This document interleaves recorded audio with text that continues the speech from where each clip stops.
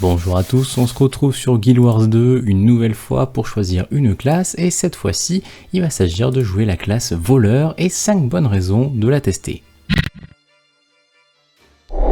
Première raison de se laisser tenter par cette classe de voleur, et pas des moindres, la difficulté de cette classe. La difficulté d'une classe est toujours relative, surtout dans les MMORPG, chaque joueur ayant des habitudes, des expériences passées différentes.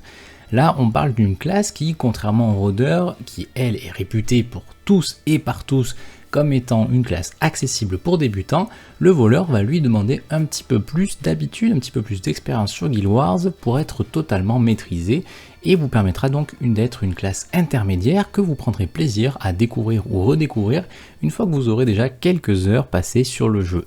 Cette version des faits est du fait de ma propre vision, tout le monde ne la partagera pas, certains vous diront le voleur ça spam 1 et c'est réglé, oui mais non parce que plus une classe sera puissante, plus elle sera fragile. Vous aurez des alternatives telles que les esquives, certes, mais à un moment si on vous touche, vous prenez cher. Donc pour moi la classe voleur est justement une bonne classe intermédiaire. Vous commencez à connaître, l'argument de la rapidité est un argument très important pour moi dans le choix d'une classe.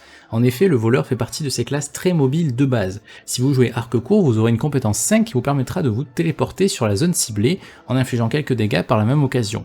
Mais en plus de ça, le fracasseur, donc la première spé élite du voleur, va aller plus loin dans ce sens. Vous pourrez équiper un bâton dont la compétence 5 vous permettra également de bondir jusqu'à une zone ciblée, tout en dépensant moins d'initiative que la compétence de l'arc court et sera donc utilisable plus régulièrement. Et en plus de ça, vous pourrez avoir jusqu'à 3 barres d'esquive à partir du moment où vous êtes fracasseur. Et si vous venez choisir la dernière compétence, donc votre dernière capacité qui est le combattant sans entrave, vous allez pouvoir sur chaque esquive gagner un buff de rapidité. Et vous voilà donc parti pour faire des kilomètres et des kilomètres à vous promener sur les cartes avec votre arc, votre bâton et ses bonus de vitesse en plus de ces esquives très nombreuses. Vous êtes donc une machine de mobilité, à vous l'exploration de la Thyrie en un rien de temps. Le voleur possède également une autre spécificité directement liée à son esquive. Vous êtes la seule vraie classe, dans le sens où la seule classe parmi les classes vanilla de Guild Wars, qui était sortie donc au tout début du jeu, à posséder une animation sur votre esquive qui la rend tout de suite fortement plus classe et plus sympathique que les autres classes auparavant. Le revenant étant arrivé bien après, avec la première extension, je ne le compte pas comme l'une des classes amenant cette spécificité. C'est bien pour ça que je précise que c'est l'une des premières classes. Le revenant a tout simplement plagié ce que faisaient déjà les meilleurs. Pour ce quatrième point, nous allons nous rendre en PVP et en MCM et je vais prendre des images d'un des plus grands, Sindrunner. Si vous connaissez pas ce petit nom magique en MCM ou en PVP, c'est que vous manquez quand même quelque chose vu que c'est l'un des joueurs les plus doués avec la classe de voleur. Donc qui de mieux pour illustrer ce point ?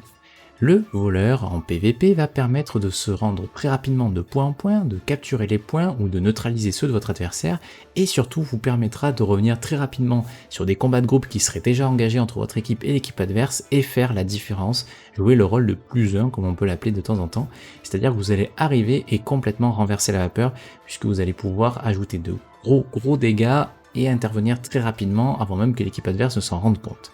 Donc je vous invite à tester cette classe en PVP et en MCM pour vous rendre compte de son efficacité et profiter des images dont la source est en description.